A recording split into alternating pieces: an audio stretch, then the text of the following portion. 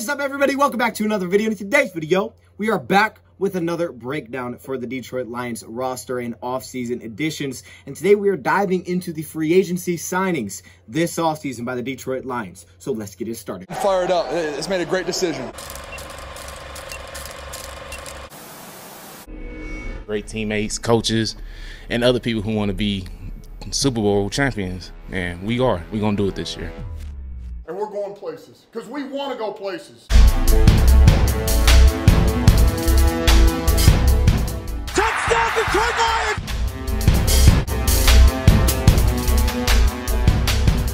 Before long, we're going to be the last one standing.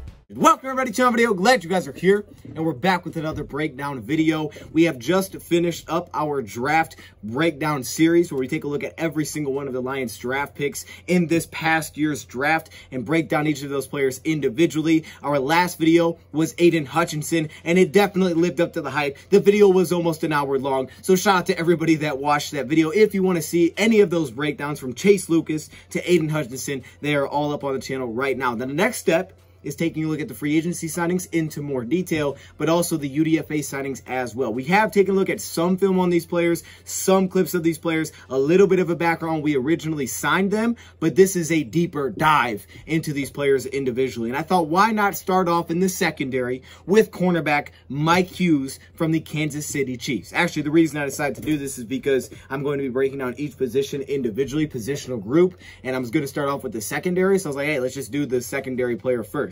Now, of course, we can't do those breakdowns if you don't know about each of the individual players. So we added Mike Hughes. Might as well start with him, the cornerback from the Kansas City Chiefs that seem to have what you would call maybe a bounce back season last year after being traded by the Minnesota Vikings. So let's do a little bit of a background on who Mike Hughes is. Where is he coming from? We'll dive into some of the production, some of the athletic scores, but then we'll take a look at some of the film as well and what we are getting in this cornerback. So as you may know, this is a former first round pick back in 2018 by the Minnesota Vikings. And at the time, this was like the pick that was going to take him over the top. They're like, hey, we just got our guy. We got Mike Hughes. And what was cool about Mike Hughes, that even though he's coming out a little bit raw because he really had one very productive season at his final year at Central Florida, he was also a very good kick returner. He was averaging over 31 yards per kick return. He was also an explosive punt returner, just under 17 yards per punt return. So he's explosive in that category as well, which felt like that was going to be an immediate impact for whoever drafted the guy. But as we said, unfortunately with Minnesota, he wasn't very healthy, and that pretty much led him to being traded because he couldn't really find the field for the Vikings. So he was there for 3 seasons with the Minnesota Vikings where he missed a lot of time. You take a look at his first year, 2018, he plays in 6 games where he has an ACL tear that pops up. He tore 3 different ligaments. So he only plays in 6 games, hits IR, he's out for the year. Move forward to 2019. Now, 2019, he was healthy for a majority of the season, and it really wasn't a bad year. If you just take a look at the stats alone, the guy allowed a 91.9 pass rating, not bad. Also, 3 touchdowns, 1 pick, 45 total tackles, and only 6 missed tackles. It's like, all right, there's something here. Maybe we got something here. The first year didn't go as planned. I think about a Jeff Okudah, right? The first 2 years, now people are saying bust. But if you give him a second, maybe there is something there. Well, that moves you forward to 2020, and unfortunately for Mike Hughes again, he once again went down with an injury. He only played in 4 games this season, dealing with a neck injury. Now, I should go back a little bit because in 2019, he had a broken vertebrae in his neck, which did limit him for the season. He played in 14 games, but he missed the postseason, broken vertebrae in his neck. That moves you to 2020, and he only plays in 4 games. He has the neck injury, hits IR, and boom, he's done. He's out for the year. So he really didn't find the field that often for the Vikings, which makes it hard to figure out what the heck is the guy's role. And we know that for the Vikings in 2021, they definitely had issues in their secondary, in the cornerback room specifically. We just traded this guy away from nothing because what they did was they traded Mike Hughes and a 7th round pick to the Kansas City Chiefs for a 6th round pick. That's it. They barely gave up anything for a former 1st round pick. Now, of course, he was on the last year of his rookie contract as well. So it was kind of like, let's just get something for the guy. We're not going to extend him. We declined his 5th year option. Let's just get something for the player. So they got something for him. He was healthy. In 2021, he played in all 17 games, starting in 5 of those games, where statistically speaking, he had 47 combined tackles, 4 forced fumbles. We'll come back to that. 6 pass defended, 1 interception, allowing only 59% completion percentage. So it's sub 60% completion percentage. That's very impressive from a cornerback. Also, 424 yards, which is 11.8 yards per completion on average that he gave up. 5 touchdowns, that's kind of high. As we said, he had the 1 interception, which led to allowing a 100.7 passer rating. He allowed 36 completions on 61 targets.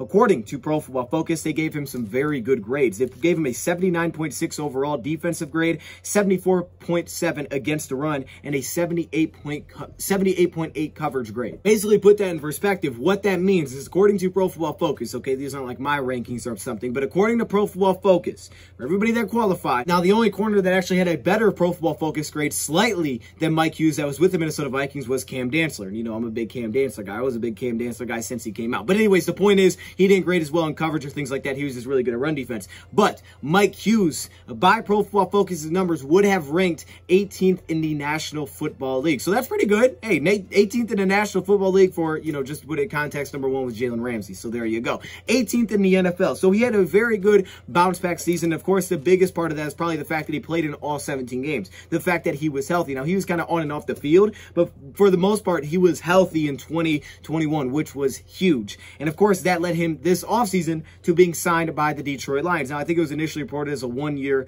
$3.5 million deal. He's going to have a $2.25 million cap hit with $1.25 million in base salary, $425K guaranteed. Basically, if the Detroit Lions cut him, $1 million in dead cap, and they would save $1.25 million in cap space. So it's not like he's locked in to make the roster. You can take a $1 million cap hit, but there's a little bit of guarantees there. I mean, most of the contracts we give out don't have that much guaranteed anyway. So there's a little bit of guarantees there with Mike Hughes. Now, we do know he is joining a very deep cornerback room and also a young cornerback room. So he's going to have his work cut out for him for sure. May even try to see if he has some flexibility within his game, because Aaron Glenn told us that he liked this guy coming out of the draft. So they've always liked the player. Now that he has become available, they had an opportunity to scoop him up, sign him, and now here he is. He's only 25 years old. Let me throw that in there. He's still a very young cornerback, so don't get it twisted like he's an old vet. Still a very young player, even though he's already been on 2 teams. I met with AG coming out of college when he was with New Orleans, and you know, we sat down at the combine, and I remember that conversation. He was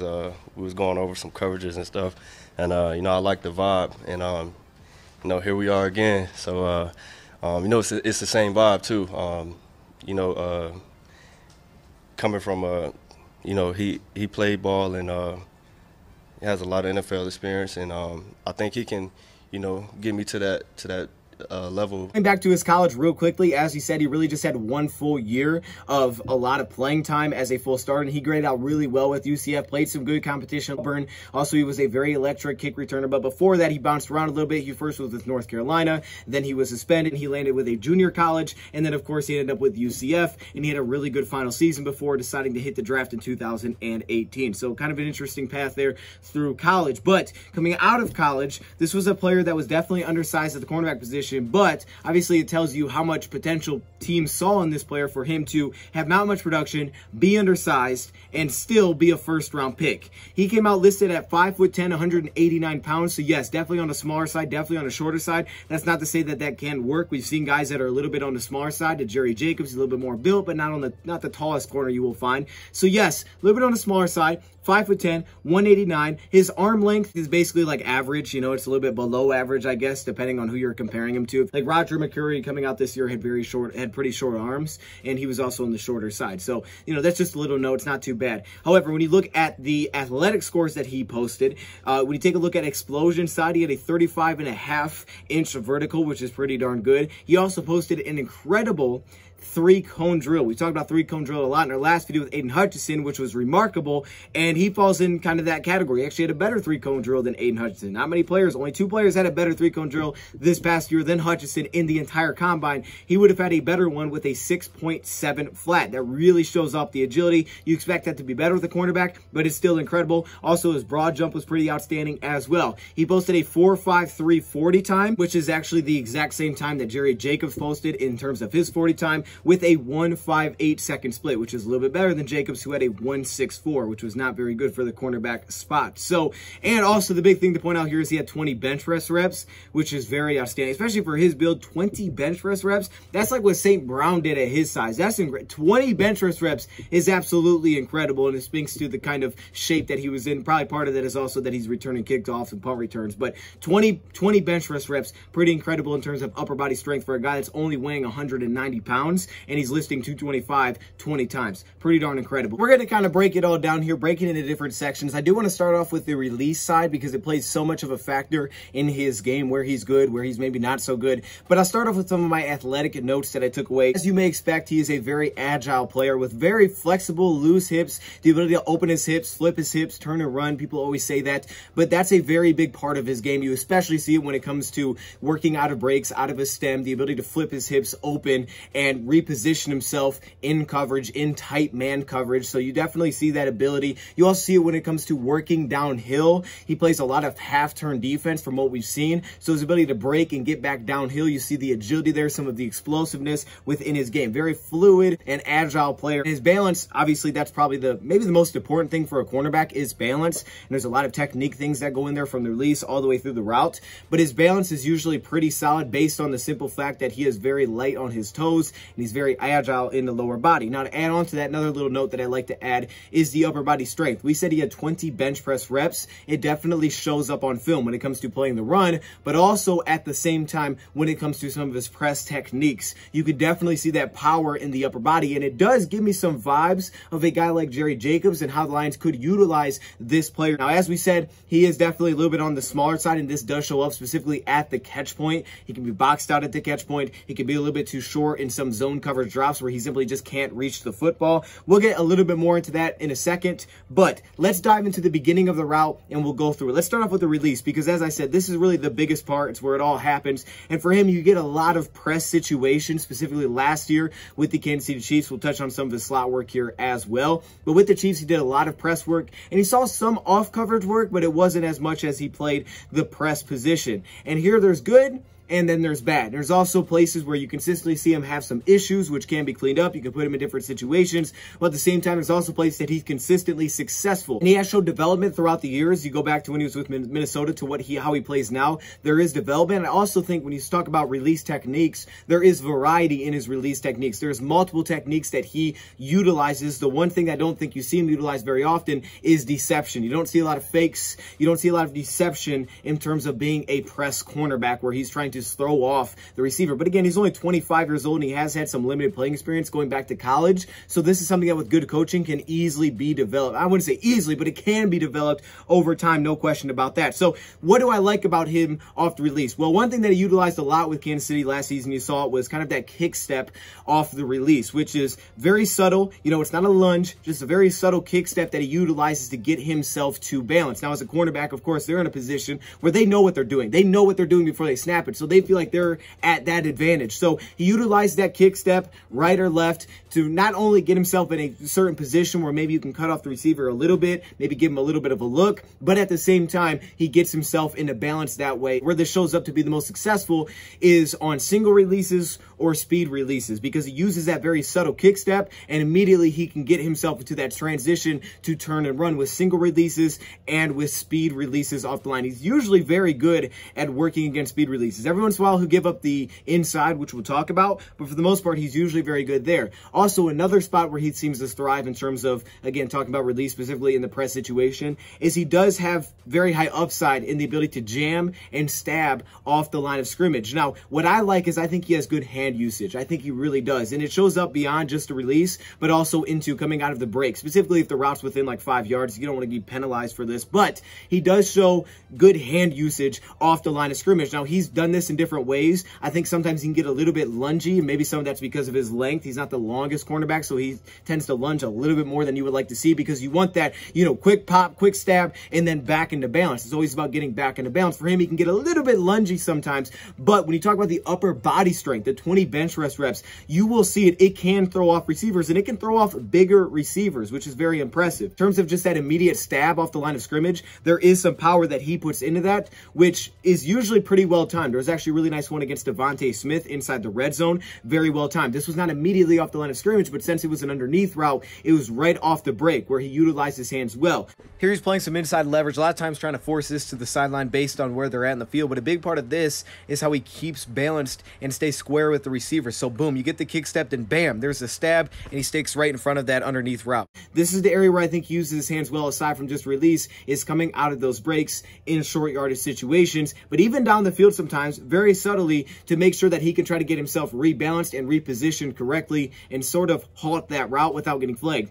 He rarely gets flagged, which is a very big plus. See that ability to stab, get turned, sometimes in a cover 2 look, sometimes cover 4, where you see some of the press bail technique where you'll get the stab or the jam and then he'll drop. So there is good hand utilization there. He doesn't do it a ton, but when he is asked to, there's definitely the power to do so. And I think you saw it with Jacobs as he started to utilize some of that. Honestly, I think there's probably more consistency here with Mike Hughes. It's just he didn't do it a ton. But coming to Detroit and his role, what I think it could be for the Lions, we could see that much more this upcoming season. And that's an area where I think the Lions are probably very excited. There also is areas where he does struggle in terms of playing press. And when you do it as much as he does, that's going to show up. You get different body types. You get different types of receivers that come off the line differently. Maybe guys stutter. Maybe they get more speed release. You get adjustments there. So he's always having to adjust for that when he's playing that much press coverage. And of course, you have situations where you're playing a Z receiver who's off the line of scrimmage. So you have a couple of extra yards. You can be a little more patient there. You saw that going back to 2019 against Dallas Cowboys. He was more patient in those situations than he is when he's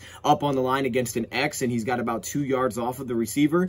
However, you do see some inconsistencies. Specifically, I will start off with facing like a stutter release. One of these release where he's kind of walking you up the field. So we talked about he's usually good at the single release, speed release, and countering that. The double releases can give him issues, as well as some of these stutter releases where they kind of walk up on his heels in terms of coverage. He didn't actually do it that often, which he doesn't really get a lot of depth in terms of his back pedal. Now that's okay. Depending on the situation you put your cornerbacks in, if you're playing a lot of jam at the line of scrimmage, if you're putting them in half-turn situations and that's what you're asking them to do, you don't need to be a backpedaling corner. Actually, Nick Saban's talked about, he thinks it's one of the most overrated things a cornerback can do or a secondary player is backpedal, because there's different styles to play.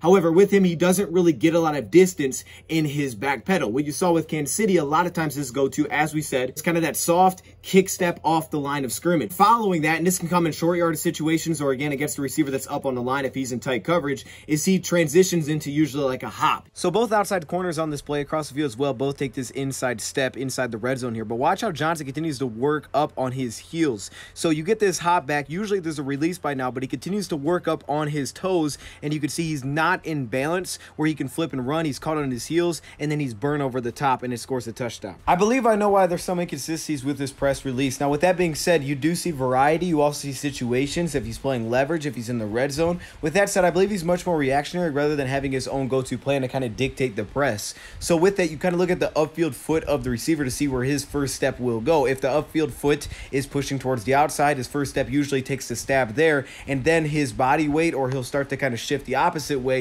where the release may go. He's much more reactionary, watching the waist. You love how he utilizes his eyes off the line, but here you're going to get Mike Williams on this play. Inside the red zone is a factor as well. He's not going to really push with his upfield foot, so you don't get a stab there. Instead, you're going to get this hop back on the slower release to create that space and react to what the receiver is doing. That's kind of how he seems to play his release, is much more reactionary rather than him kind of setting his own plan. I think that can lead to some inconsistencies against different styles of receivers and better versus others. He is against Keenan Allen. Now, Keenan Allen isn't really going to set a direction here. Instead, he's going to take his upfield foot and move it back. So he's going to come base to the line of scrimmage. And, of course, the cornerback is always trying to keep himself square to the receiver off the line as long as possible. So you get the hop back again. It comes to balance really well. And then you can see the change direction to stop and start, use of the inside arm to stop the cutback. And where this seemed to show up to give him issues is if that first step doesn't really give him a tell and he doesn't take a first step, he can get caught in cement where he doesn't move at all. So you'll see places like this where you get the speed release underneath the inside. Yes, if it's outside, he can be fine, but some of these quick releases he's not expecting, he doesn't get any movement. I thought Devontae was terrific because he would come to balance without really even giving kind of a tell of where he was going, and then he would just take off, catch him in cement, and he was by him quickly. This is tough. Smith is really good, but at the same time, situation also comes to play. Here working off the line of scrimmage, so you get that subtle come to balance, but then this hop, really strong jab outside, forces Hughes to step over outside, trying to stay in front of this release, and that's when he's beat back inside by Smith. Little different situation here up on the line with Davis, and much more aggressive set by Mike Hughes on this play. Again, he's going to push with that upfield foot, and you're going to see a much more aggressive inside jab trying to take away the outside for a speed release. But he does show, again, that flexibility, the very quick hips, good balance to reposition himself and get himself back in this play. Hughes consistently closes off these routes, but as you see on this play, he's not trying to allow Peoples-Jones to get to the outside, so he takes that step. I think as long as he keeps his feet from being in cement off the snap, he'll be much more consistent off the release. Can get him burned over the top, because what will happen is he'll get caught on his heels, and that's not a thing that you want to have happen as a cornerback. You saw with Devontae and the role that they put him in is that he is very, very quick and explosive off the line, very shifty off the line of scrimmage, where his come to balance and then he's immediately going is very quick. And there were multiple reps where he was kind of caught on his heels, where he was kind of stuck in cement, if you will, where he didn't really move. With that being said, I do again think there's occasions where he kind of opens the gate too easily, doesn't always force the receiver to kind of work around it, bow around that. Instead, you get a little bit more of a free release. Again, when he does this, it opens it up to the help, and at that point, you're racing the guy. A lot of good reps against the Cowboys in 2019. You can just feel the difference here between the Cowboys and Devontae Smith. They both go to this hop release. You can see him patient, receivers off the line of scrimmage. Watch how he just steps in front of this route, cuts it off, and then basically breaks up the in-breaking route, almost comes up with an interception. Shoulders square. He doesn't get leaning one way or the other. When you talk about his work from the slot, because everybody wants to talk about, is there flexibility there? Could he be taking A.J. Parker spot? You know, like, is there flexibility for him to play the slot cornerback position? And we did see this, like I said, going back to when he was with Minnesota specifically. Didn't do it a ton, but it was mixed in within his game where he got into some of those sub packages. It's kind of how he was brought into the scene. It was against the Raiders. I think that was the first game, and, you know, he's coming back from an injury, so he came in as kind of the sub corner, and it felt like sometimes he didn't really know exactly where he was supposed to be. But for the most part, what you saw here is, again, he saw good and bad. So we talk about off coverage, which basically I'm saying there from slot is kind of giving like 5 yards off the line, where he's able to just sit, kind of squat a little bit, and then work downhill in some of those, you know, 3rd and 3 situations. When he's in those spots, he's very good. He's very good in those spots, and we're going to talk a little bit more about why in a little bit in terms of making plays with the football, but he is very explosive downhill, and he's very much so opportunistic coming out of cuts and breaks. So some of those underneath routes where he gets to kind of sit back and watch it happen, watch it develop, and then jump on it, he can be very good in those spots. Now, as we know, slots are usually off the line of scrimmage, and here he does a great job with this speed release, and then, of course, he loves how he plays through it. It can allow you to be a little bit more patient, but he needs to make sure that he has to go. So sometimes I think being off the line can give him some issues because he can be a little too patient. Defense changing levels here for man coverage across the board, so he's pretty tight even though the slot's off the line, but I absolutely think he has the feet, the balance, the quickness to weave in man coverage. You know, guys can get him on his heels and get him over top. I love him in tight press. I think it forced him to get his feet moving, and you really, again, he has the quickness. Here he's just late opening his shoulders, trying to squeeze this back inside, and then, of course, he's beat on this out route as he was pushed upfield. Can cause him to get overset. Now, you saw the same thing at outside as well sometimes when he's up on the line really close, and if he doesn't jam. See that from slot too, against some of those quicker receivers, that he can get forced to overset quickly because there is that two-way go. Now, one area I believe I could say I've seen improvement since his time with the Vikings is in phase on the outside shoulder, being able to close that space without oversetting, getting on top of the route and allowing some of these cutbacks by the receivers like this on the outside. It's still not perfect, but I think we're seeing improvement. You move to Cleveland, here he is, Anthony Schwartz, very fast receiver. He's on the outside shoulder here, outside hip, and you see how he slows down his pacing to match the receiver to allow him that change of direction, open his hips. Still not perfect, even though it's a great route by Devontae Smith, but there is improvement. I think you saw a lot of reps of this improvement in 2021, just taking away that outside cutback lane for a receiver, whether that's taking the inside release, the leverage, where you would just close things off. Now, of course, that long speed is lacking a little bit. If you give a quarterback too much time and a guy with this much speed, he doesn't have that speed to just run with him stride for stride. And of course, that leads to space at the catch point. But you see what I'm saying early in the route.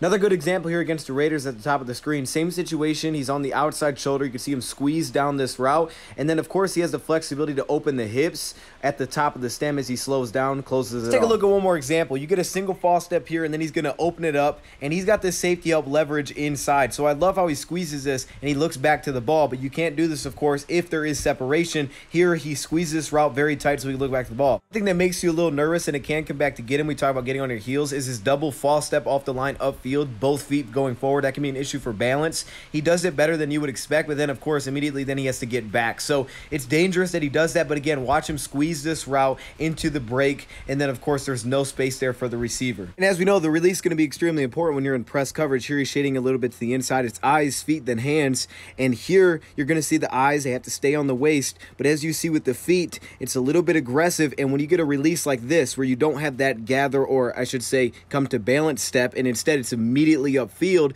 now all of a sudden he doesn't have great balance. He's caught on his heels, and he has to jolt backwards, and then he can be beat inside. So that's what we're talking about earlier. There's ways you can utilize him from nickel and slot. His ability to do that depending on what you ask him to do, and then you get to the run defense and all that stuff, and he can do that as well. So we'll get to that. But I do like him in those half-turn situations where you don't have an actual back pedal. You have more of a half-turn. I love the way that he can stab off the line of scrimmage and force a guy to the sideline, really close off that space. We talk about single and speed releases. When he's on the outside, and a receiver takes like a simple outside release, they get a vertical route, right? They try to work downfield. He closes those things off, like just turn off a faucet. He closes those off, gets on top of the route, closes it off, forces you to the sideline, gets his head turned around, and just closes that route completely off over and over and over. Going back to college, he was one of the best cornerbacks in football in terms of deep passes. He had like a 20 passer rating on 20+ yard passes. He is very good at cutting off these vertical routes, taking these vertical routes away, or pushing him towards the sideline and getting his head flipped around back to the quarterback.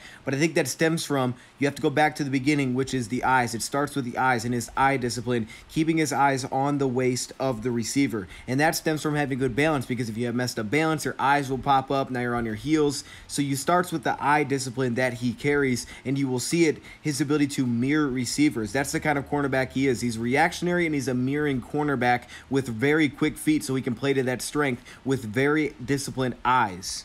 A play like this speaks to his ability to open his hips and also some of the hand usage. So because, again, you're watching the waist of the receiver. He gets in front of this, trying to stay square to the receiver on this play. All of a sudden, you get this steep cut upfield. But again, look at how he's able to open his hips, utilize his hands to slow that down. Then when he breaks back outside, finds the quarterback's eyes and makes the play. The physical tools and the eye discipline are unquestionably there, something that you can build off. Just look at a rep like this and just the mirroring skills that he has. Now, he's going to be beat at the top shelf on this play. You want to see him just kind of play through the hands as the receiver looks back for the football. It's not about the physical tools. It's more about the technique side. We're kind of setting the tone. He can be forced to overset. He can be, get a false step in the wrong way. He can have false steps off the line of scrimmage, but physically, he has it all. There's nothing there. There's nowhere for the ball to go unless they're trying to get back to the football. But then I like it because if it's a zone drop, he does a nice job of staying on top of the route. Because again, if you're in a situation where you're in a bail, you have to make sure that you're on top. If you get behind the route, you're beat over top. That's an issue. But he stays on top of it, has that feel, and at the same time gets his eyes back to the quarterback. He does the same thing in underneath zone coverage situations where you get the stab, get his eyes back to the quarterback, then try to make a play,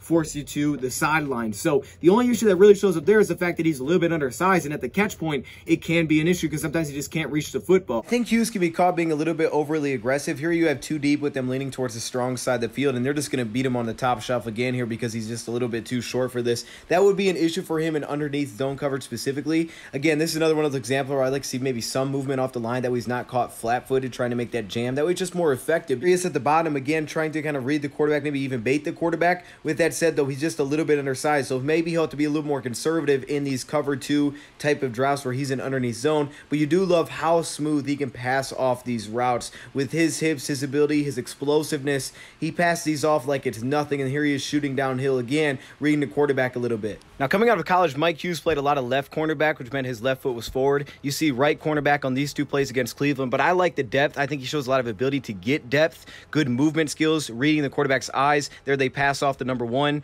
Just really smooth, very smooth. But that's an area where I really like him, is some of those half turn and also, again, some of those press situations. And I think you could be added a little bit more to his technique and things like that with time, with really good coaching, with I believe we have in Aubrey Pleasant and Aaron Glenn. Continuing with his pass coverage, another area which I was very surprised to see that he was pretty good at. And again, this is usually wanting to be playing a leverage situation where it's like, all right, force him back inside, so just sit on the outside.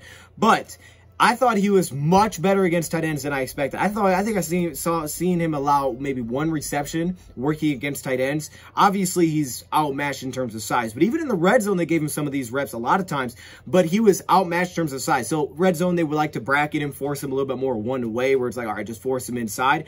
But what's nice about it is they could do this anywhere over the field. It allows him to play the short side of the field a lot of times because he could work off coverage against the tight end. And when he's playing a tight end, obviously, a lot of times they're much less shifty than he is. So it allows him to keep his eyes in the backfield and play man and quarterback, watch the quarterback's eyes while also sticking with the tight end, much better than he does against receivers where the spacing gets a little jacked up. It still can against tight ends, but he has the recovery ability and the quickness to still stick with them. He plays very low, so he's very hard to move within the 5 yards, and he's very powerful in the upper body, so he'll utilize that jam. I thought he was very good against tight ends. I mean, I was very impressed with his ability to cover tight ends at his size. I was like, oh, there's actually something really here that I was not expecting at all. And then again, you get to the playmaking at the catch point, which we'll get into. Get to the ball skill side of it. This is, again, he's a playmaker. He is a very big playmaker in terms of at the catch point. And this was something to go back to college. They get 4 interceptions in his final year.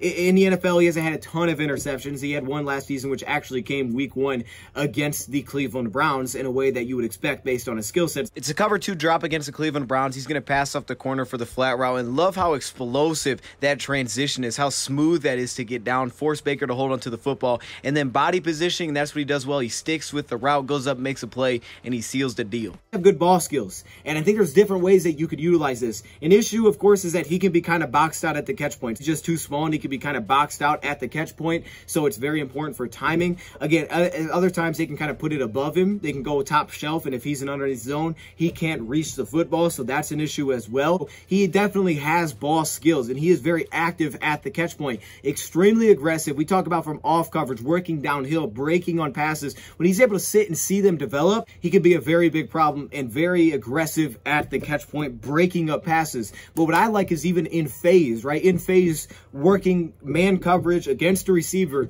is that, and same thing against tight ends. And again, I think it makes him even better against tight ends here because they're less shifty, so he can really pay more attention to the backfield. But if you're in a situation where it's just man coverage, right? He's not trying to keep his eyes on the quarterback. He's just playing man coverage.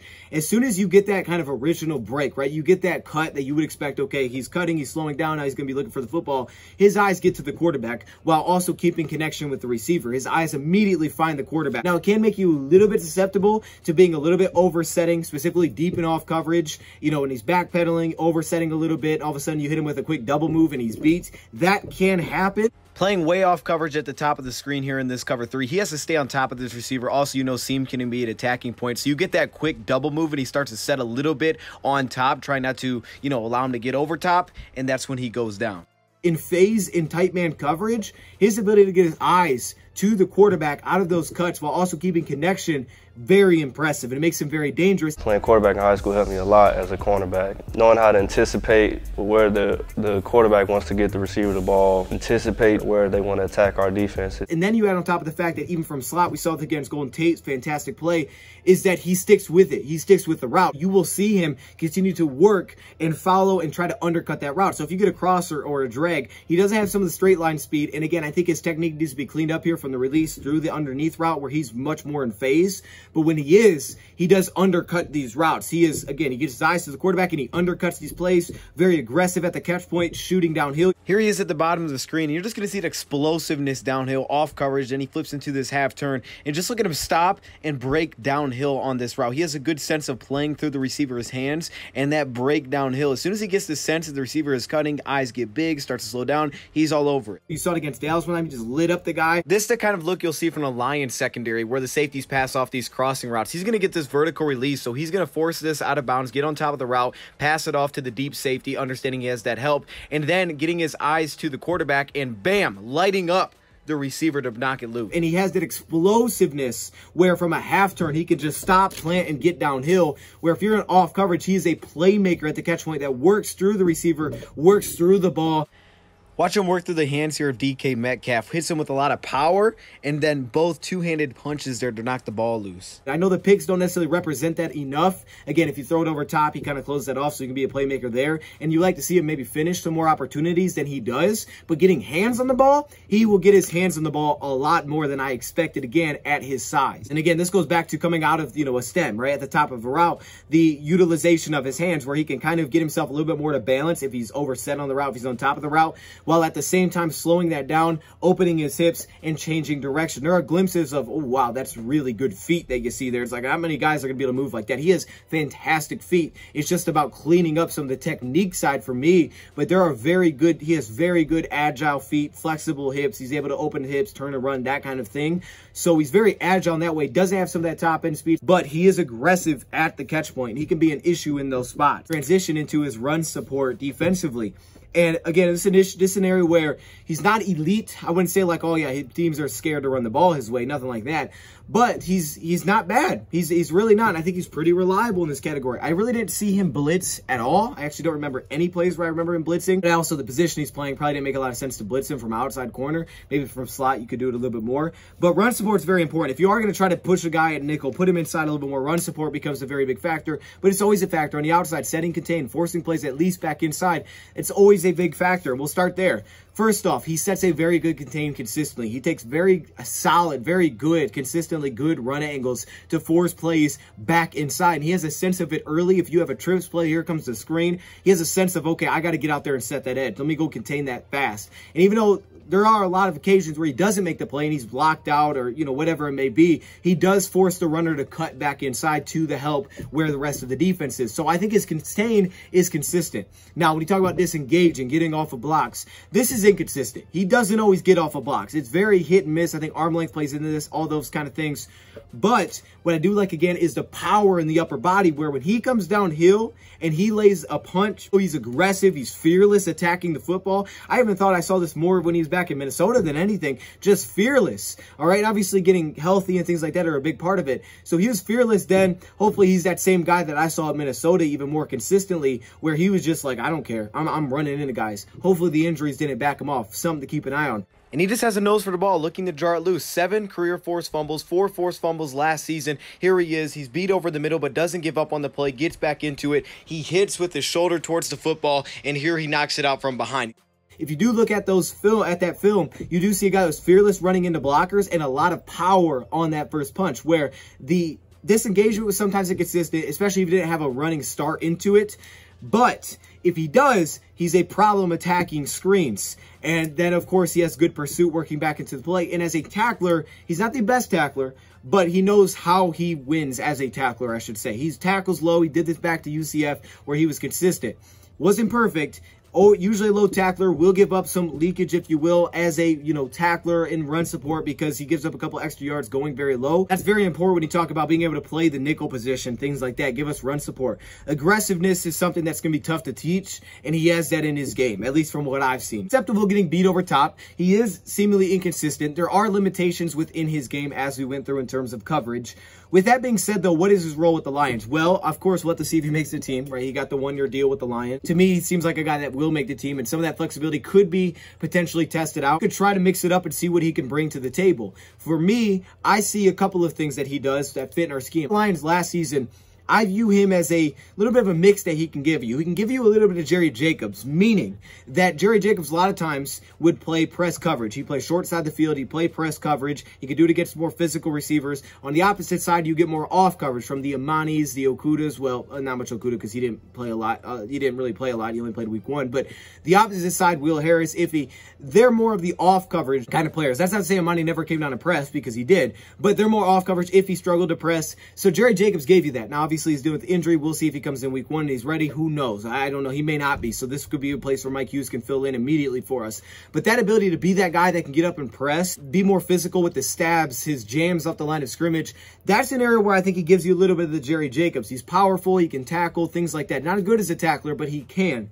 And then I also see the flexibility to play that off coverage role where you saw a lot of times last season, the Lions like to play their cover 3 looks, their half turn for their cornerbacks, where for him, I don't love his back pedal. downhill, but I do think there's half-turn ability because of his ability to stop, work downhill, right? To kind of change directions, to open up his hips, his ability in cover two. He has a good feel for passing off routes, while also at the same time, that flexibility to just completely open his hips, get downhill, make a play on the football, read the quarterback's eyes while also moving. Very, very smooth half-turn cover corners. So I think that suits him well in the cover threes, in those zone coverage looks that you ask him, where he's like, hey, jam and then drop. Especially if you do want to get him involved at nickel, that's an area where I think he's his most impactful, because he really just has a sense for, here's the break, let me make a play on the football. And it forces quarterbacks to hold on to it, or it forces the receiver to make another cut. And at that point, usually the ball's not going there. The timing's all thrown off, because when you're playing press, obviously the goal is to throw off the timing, right? So even if you're not jamming the guys, just throw off the timing, make them bow around you as a cornerback. That's why I said sometimes he gives up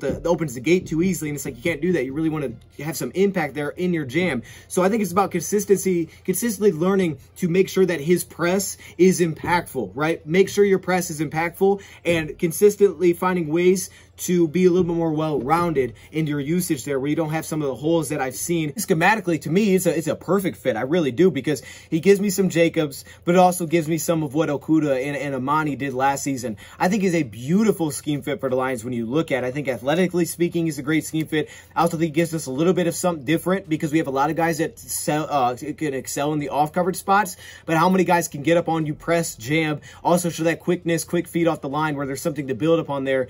That's Jerry Jacobs. And even Jerry Jacobs doesn't have the quickest feet. He's just powerful and he's smooth. That's where Mike Hughes gives you a little bit of something different, but not like Parker, where it's like, well, he's just a slot. This guy can kick outside and do that. So it just gives you a little bit more of a matchup piece, a little bit more of a chess piece. He was very good last season for Kansas City. Like I said, he's limited in areas, but he was very good for Kansas City last season. It was definitely a bounce back year for him. And then you get to the special teams potential impact, right? I think if there is an impact here, he might be our kick returner. It does come down to, I think, if Godwin makes the team, because I think if Godwin makes it, he'll probably kick return again. But if he doesn't, obviously it could be Khalif. I didn't see him. I don't think he was there at OTAs when I was there, but you didn't see him like repping kick returns. But it is an area coming out of college, almost 32 yards per kick return. He has done it in the NFL at the same time. He's also punt return in the NFL. He doesn't do it a ton, but he has done it. You know, I think last year he averaged like 26 yards per kick return. He's done a little bit of punt returning as well, even though I think that's Khalif's role if he makes the team. So then it's potentially being a kick returner, which was supposed to be a huge immediate impact coming out of the draft. It's like, wow, he can kick return. So I wouldn't put it past the fact that he could be your kick returner, especially if Godwin doesn't make it, because instead of wanting to put Khalif back there, they may want to go with Mike Hughes, depending on how big his role is defensively. But I legitimately think there's big upside here, where like Charles Harris, I don't think he'll come in as immediately, like he won't be above Okudah, he won't be above Amani, I don't think he'll be above AJ Parker coming in. So I think he's going to have to work his way up a little bit for sure. I mean, but I think as the season goes on, obviously if injuries show up, which we have seen, at the same time, if Jerry Jacobs isn't ready week one, you know, if he's getting some of those safety reps, if he just kind of pokes his way into this lineup, as the year goes on, he could be in line for a bigger role. And we saw with Charles Harris is as soon as he got his chance, he kind of just burst onto the scene. It was like, whoa, this guy's actually really darn solid. To me, Mike Hughes can be that. He just needs to be in the right spot. Let's take a look at a couple more clips here. Now here he's going to be playing outside leverage against the Browns. The receiver's off the line of scrimmage. And if he's playing leverage where the receiver's going to run the route, there is no shot to do things like that. Clearly he's trying to force us back inside with inside help. And you're going to get a simple come to balance speed release. And he's going to take away this double move. It's clean. It looks like one of those iffy highlights coming out of college.